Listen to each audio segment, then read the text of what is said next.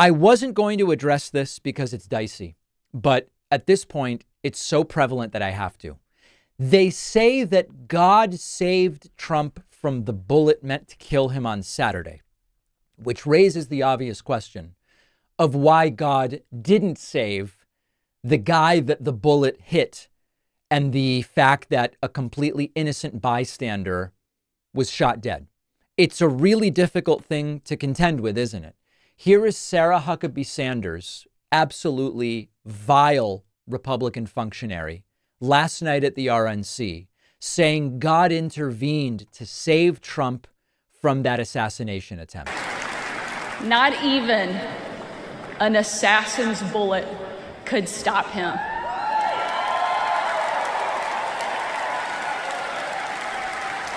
God Almighty intervened because America is one nation under God, and he is certainly not finished with President Trump. There you go, and a standing ovation for that. They always seem to know exactly what God is thinking and doing. It's interesting. Then we see Vivek Ramaswamy jumping on the exact same thing, made particularly interesting since Vivek is Hindu. We'll talk about that in a moment. Swamy to give us his perspective on what he thinks. Vivek, it's great to have you on the show. It's a horrifying day for the United States of America. I want your thoughts. When you first heard about this, what went through your mind? What's going through your mind now? What's going through my mind now, first of all, is we heard the story of that person, an innocent, enthusiastic rally goer who was shot and killed. First, our heart goes out to them and our condolences goes out to that family. But I should say this, Trace, is that I personally believe that God intervened today, not just on behalf of President Trump, but on behalf of our country. If you think about this, 1 centimeter's distance in the path of a bullet was the future of not only Donald Trump's life, but I think the life of the United States of America. Imagine what we would be talking about today were it not for a hair's length difference in the path of a bullet. So Vivek is Hindu. I wonder which God he believes intervened. Is it the Christian God that Vivek presumably doesn't believe in? Is it the Hindu God intervening on the behalf of a Christian, but allowing, I believe, the guy who was killed, also a Christian, to die? We have to contend with that. And then as a kind of bonus, as whacked as this is, Megyn Kelly had an even crazier version of this, I think based on some kind of numerology. He was shot at 6:11 p.m. A couple people have sent this to me. 6:11 p.m. You read Ephesians 6:11. Right. In the Bible. It reads as follows in part. Put on the full armor of God so that you can take your stand against the devil's schemes. 6:11. He was shot, and that's 6:11.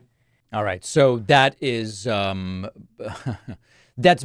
it seems completely delusional what Megyn Kelly is saying. I'm not even going to deal with that. So think of the problems with this idea. The idea that God intervened so that the bullet grazed Trump's ear rather than killing him. First of all, it implies some kind of selective divine intervention. It saved Trump, but still allowed the bullet to graze him, but it allowed the death of an innocent person.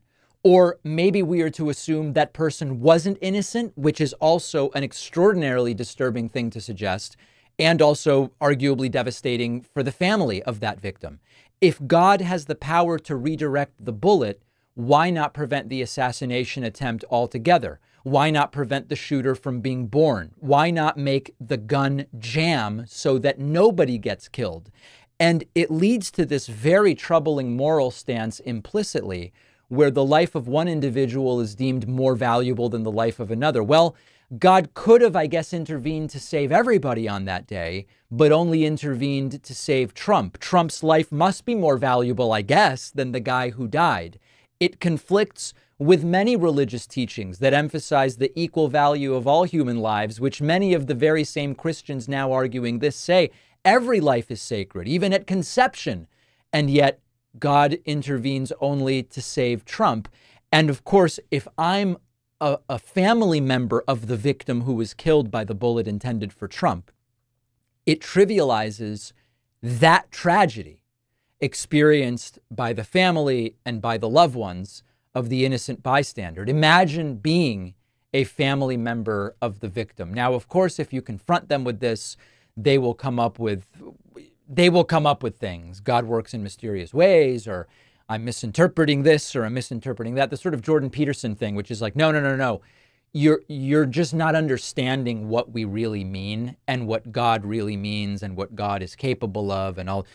They'll come up with something. But of course, you only need a pretty basic analysis to understand the really serious problems with this. And I just played you 3 examples of it. There are many, many more. Let me know what you think of it. Magic Spoon has been sponsoring the David Pakman Show for years now because my audience just can't get enough, and here's why. Magic Spoon has reinvented our favorite childhood cereals to taste great, but with 0 grams of sugar, 14 grams of protein, and only 4 net carbs. It's a high-protein, keto-friendly way to relive those Saturday mornings with your favorite cartoons, but with only 140 calories a serving and without all the sugar. My favorite flavor is maple waffle. I grew up in New England, okay, but it also comes in familiar flavors like cocoa, fruity, frosted. You can also check out Magic Spoon treats, which are sort of like the marshmallow treats you had as a kid, but only 1 gram of sugar, 1 to 2 net carbs, and packed with 12 grams of protein. Magic Spoon treats are the perfect on-the-go snack. They come in 4 great flavors: marshmallow, chocolatey peanut butter, blueberry muffin, and double chocolate.